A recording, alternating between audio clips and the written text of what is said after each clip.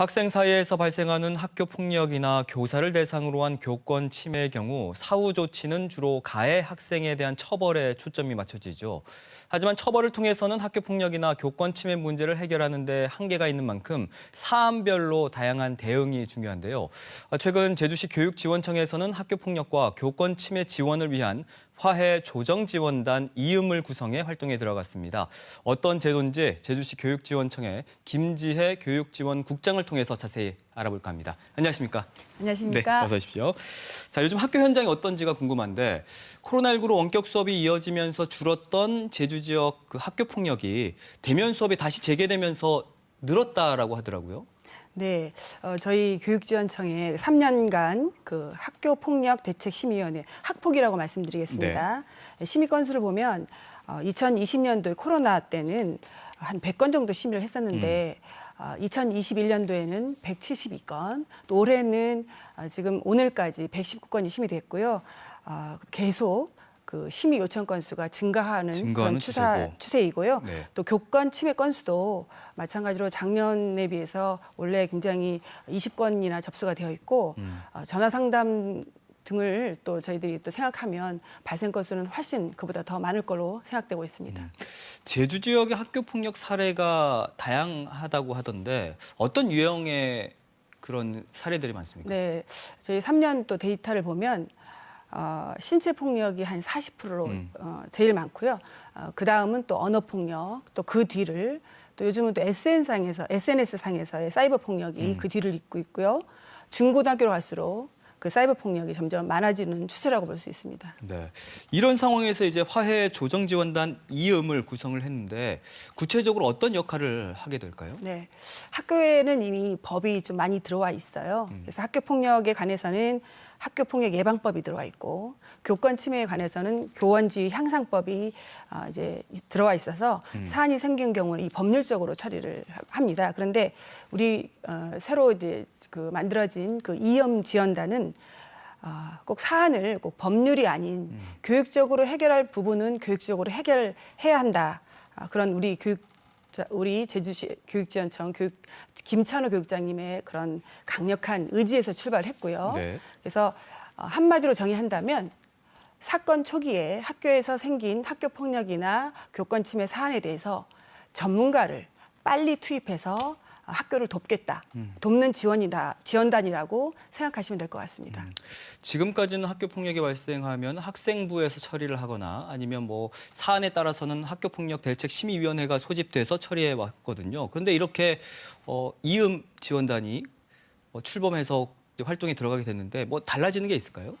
네, 그 학폭위에서 그 심의한 결과를 보면 학교 폭력 아님이라고 판결이 나는 경우가 100건이면 30건 정도가 되고 있거든요. 그래서 행정력도 낭비가 될 뿐만 아니라 그 어린 학생들의 그 마음에 상처가 되는 그런 경우가 많이 있습니다. 그래서 우리가 사안을 살펴보고 경중을 따져본 다음에 화해를 시키는 작업을 하고 그리고 어린 학생 또 학부모들한테 이런 학폭위에 회부되는 부정적인 경험을 시키지 않겠다는 의도에서 이제 구성이 되었다고 보면 됩니다. 근데 중재가 안 될 수도 있지 않습니까?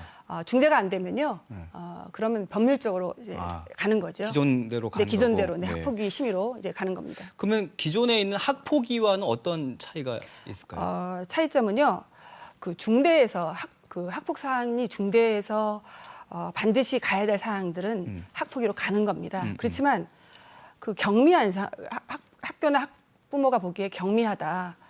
누군가의 도움이 필요하고 조그만 한 스푼의 어떤 누가 도움이 더해지면 해결할 수 있겠다. 이런 사안에 대해서는 그때는 이제 저희들이 이음 지원단이 중재를 한다는 겁니다. 네. 예. 그 교내에서 발생한 경미한 사안부터 또 학교 자체에서 해결이 어려운 학교 폭력까지가 지원단이 맡게 될 역할이 될 텐데 구체적으로 어떤 상황들이 있는지도 궁금해요. 네, 그 학교에는 그 사안이 경미한 경우에는 학폭위 심의 전에 학교장이 해결하는 학교장 자체 해결제라는 시스템이 이미 마련되어 있습니다. 그래서 학교에서 많은 교장 선생님들이 이를 위해서 굉장히 애쓰고 계시고요. 원래 이걸로 해결된 사항만 거의 100건이 되고 있는데요. 학교에서 자체 해결이 어려운 학교 폭력 사안이라고 하면은 예를 들면 이런 게 있습니다. 초등학생의 경우에 이제 싸움을 합니다. 그 전날에 싸움을 하는데 그래서 이제 학부모님들이 오셔가지고 학폭으로 신고를 하겠어요. 이러고 이제 집에 돌아가십니다. 근데 그 다음 날에는 애들은요 그 사실을 잊어버려요. 그리고 같이 놀고 이미 화해를 하고. 네. 그런데도 부모님들은 감정 싸움으로 계속 학폭위로 가는 경우가 있고 또 그 상대 학생과 학부모님들이 정말 사과를 하고 싶다. 한번 만나서 정말 저는 정말 진정한 사과를 하고 싶다. 이러는데 상대 부모님이 받아주지 않고 전화도 받지 않고 응해주지 않을 때 이제 그거에 상심하는 학부모들이 계셨고요. 그다음에 이렇게 애들이 잘 노는데도 불구하고 학교에 와서는 쟤의 반을 바꿔달라. 또 쟤는 전학을 가게 해달라. 이렇게 무리한 요구를 하는 경우가 계셔서요. 그런 경우에 저희들한테 연락을 주시면 저희들이 그 역할을 하겠다는 겁니다. 만약 그런 상황에 처했을 때 학생이나 학부모 또 학교에서는 어떻게 지원단과 연결할 수가 있는 거예요? 네, 이미 공문으로 파급이 되어 있고요. 홍보가 되어 있지만 일단 학교에 연락을 하셔도 되고요. 그다음에 제주시 교육청 담당 장학사한테 연락을 하시면 저희들이 사안에 따라서 변호사가 가야 될 곳은 변호사와 같이, 경찰이 출동해야 될 곳은 경찰이 같이 이렇게 출동하도록 하겠습니다. 네, 학교 폭력뿐만 아니라 교권 침해 사안도 다루고 있습니다. 요즘 교권이 많이 추락했다라는 얘기가 많은데 지난해 보니까 도내에서 발생한 교권 침해 사례가 40건이고 올해도 7월 말까지 21건이나 되더라고요. 심각하네요. 네, 굉장히 심각합니다.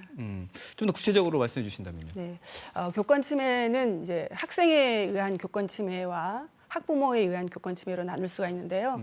학생에 의한 교권 침해는 정말 수업 시간에 선생님의 말을 전혀 듣지 않습니다. 예, 책이나 공책 같은 것도 펴라고 해도 그 말을 듣지 않고요. 그다음에 일부러 노래를 불러버리거나 큰 소리를 치거나 책상을 막 엎어뜨리거나 이런 일이 발생하고 있고 또 선생님한테 반항해서 선생님의 그 문서가 있는 책상, 그다음 컴퓨터가 있는 책상에다가 물을 갖다 부어버리는 그런 사례도 있고요. 또 최근 고등학교인 경우에는 자기가 있어야 될 교실이 아니에요. 그런데 다른 교실에 가서 그냥 삐딱하게 앉아 있고 선생님이 나가라고 하는데도 나가지 않고 이렇게 있다가 수업을 방해하고 있다가 결국 나갈 때는 선생님한테 욕설을 하고 나가는 그런 사례도 저희 교육청으로 접수되고 있습니다. 그러니까 이렇게 교권 침해 양상도 다양하고 또 처리 과정도 쉽지 않다 보니까 아무래도 좀 지원을 하기 위해서는 전문 인력들이 필요할 것 같아요. 네. 그래서 우리 이음 지원단은요. 갈등 조정을 자격을 가지고 계신 그런 전문가, 그다음에 경찰관, 그다음 변호사, 상담교사, 담당 장학사에서 한 16분으로 구성되어 있고요. 저희들이 사안을 듣고 그에 따라서 2명 내지 3명이 그렇게 투입될 예정으로 되어 있습니다. 그럼 앞으로 이 지원단 운영을 통해서 어떤 효과 좀 기대하고 계세요? 네, 저도 이제 학교 현장에서 오래 있었거든요.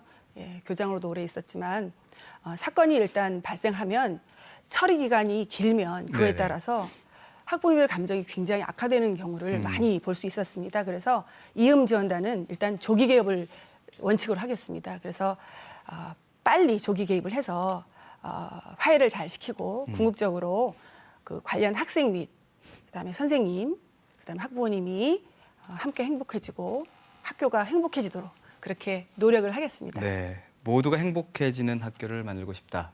그러면 모두가 다니고 싶은 학교가 되겠네요. 그럼요. 네, 네. 그러기 위해서 또 지원단의 활동 기대해 보도록 하겠습니다. 오늘 말씀 여기까지 듣겠습니다. 고맙습니다.